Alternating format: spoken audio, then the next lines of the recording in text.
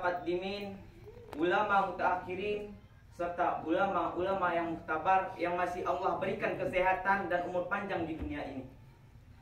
Dan takzim wal ikraman saya juga kepada Ibu Kepala SMK 2 Takengon, dan takzim wal ikraman saya juga kepada guru-guru yang telah hadir pada tempat yang berbahagia ini, dan takzim wal ikraman saya juga kepada siswa-siswi SMK 2 Takengon yang hadir pada tempat yang berbahagia ini.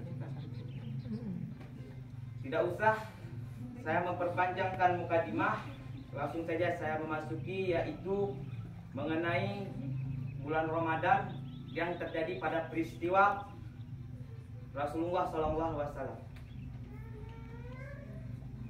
Bulan Ramadan adalah suatu bulan yang memiliki banyak utamaannya dan yang dinanti-nantikan oleh umat manusia.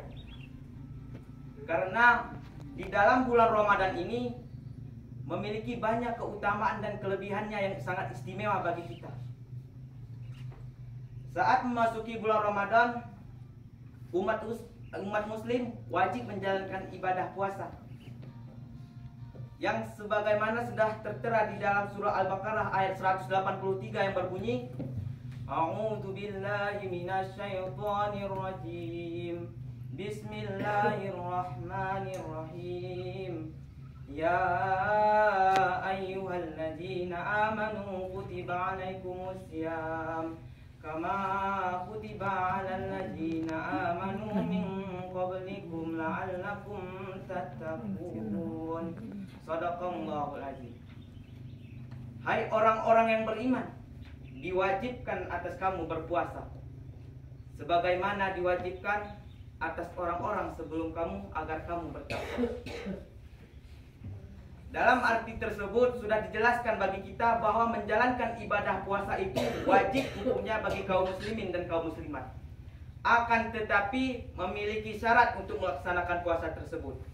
Ada sebagian orang memang tidak bisa menjalankan ibadah puasa, baik itu akibat berhalangan maupun sakit. Dan di dalam kita tidak dapat menjalankan ibadah puasa ini, mungkin jika kita berpuasa, kita akan jatuh sakit dan melukai tubuh kita sendiri. Karena Nabi pernah mengatakan bahwa menjaga tubuh itu wajib hukumnya bagi setiap manusia. Dan jika dia berpuasa dan beliau jatuh sakit, maka sesungguhnya dia mendapatkan dosa karena memaksakan diri untuk berpuasa hal keadaan beliau tidak sanggup. Dan Allah memberi kita keringanan.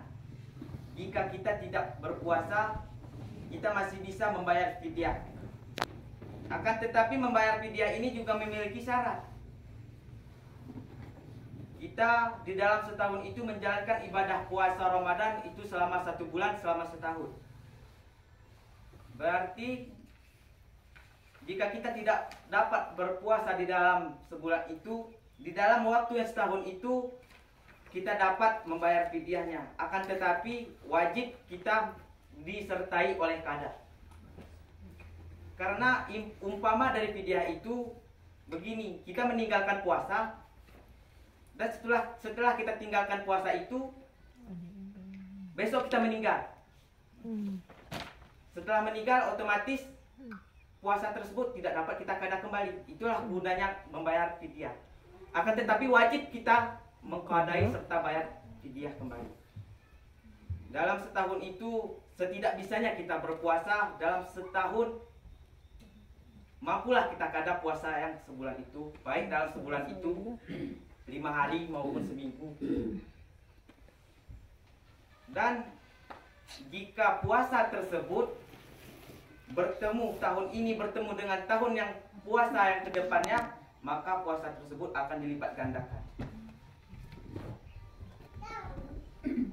Jika dan seterusnya juga, dan tahun depannya juga kita tidak membayar fidyahnya, tahun ini tidak dapat membayar fidyahnya selama 3 tahun berturut-turut, berarti sudah banyaklah hutang kita kepada Allah. Dan begitu juga Di dalam bulan Ramadan ini tempatnya di dalam bulan puasa, yaitu kita diperintahkan oleh Nabi Rasulullah SAW untuk memperbanyak ibadah.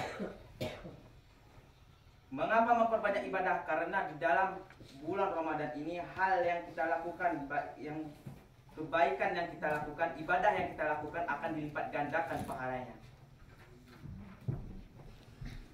Contohnya seperti apa saja yang ibadah-ibadah yang kita lakukan? Banyak yang dapat kita lakukan dalam ibadah dalam bulan Ramadan, yaitu seperti sholat tarawih, berzikir, bersolawat, bersedekah, dan lain sebagainya.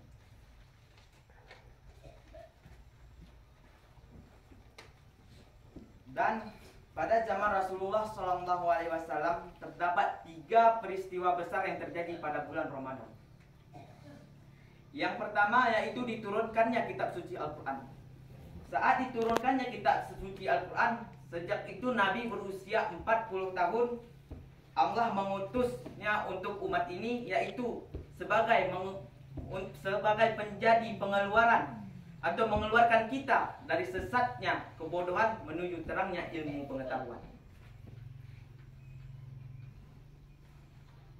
Yaitu peristiwa ini terjadi pada tepatnya pada tanggal 17 Ramadan atau berkisaran dengan 13 tahun sebelum Hijriah, atau jika dihitung Masehi sekitar 610 Masehi. Jadi itulah tanggal-tanggal ataupun tahun-tahun terjadinya atau diturunkannya wahyu pertama kepada Nabi. Mendekati masa-masa turunnya wahyu yang pertama, Nabi sangat sering berkhalwat di Gua Hira. Berkhalwat itu adalah beribadah khusyuk, menjauhkan diri untuk beribadah dengan fokusnya Nabi di Gua Hira. Nabi melaksanakan ibadah ini selama beberapa hari. Terkadang Nabi merasa 10 hari itu sudah lebih daripada 1 bulan. Itu Nabi merasa sangat lama. Padahal hanya 10 hari. Tapi Nabi merasa sudah 1 bulan lebih dia melaksanakan ibadah dalam gua tersebut. Dan ibadah yang dilakukan oleh Nabi ini yaitu mengikuti dari tata cara kakeknya, yaitu Nabi Ibrahim alaihissalam. Nabi Ibrahim alaihissalam juga melakukan ibadah tersebut pada zaman-zamannya Nabi Ibrahim alaihissalam. Di tengah-tengah peribadatannya, di saat Nabi beribadah, datanglah sosok seorang yang belum pernah beliau lihat. Lalu apa yang katakan sosok itu? Berbahagialah wahai Muhammad.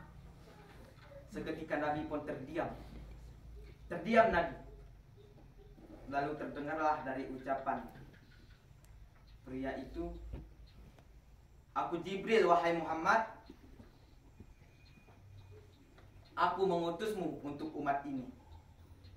Tutur sosok malaikat yang sangat agung itu.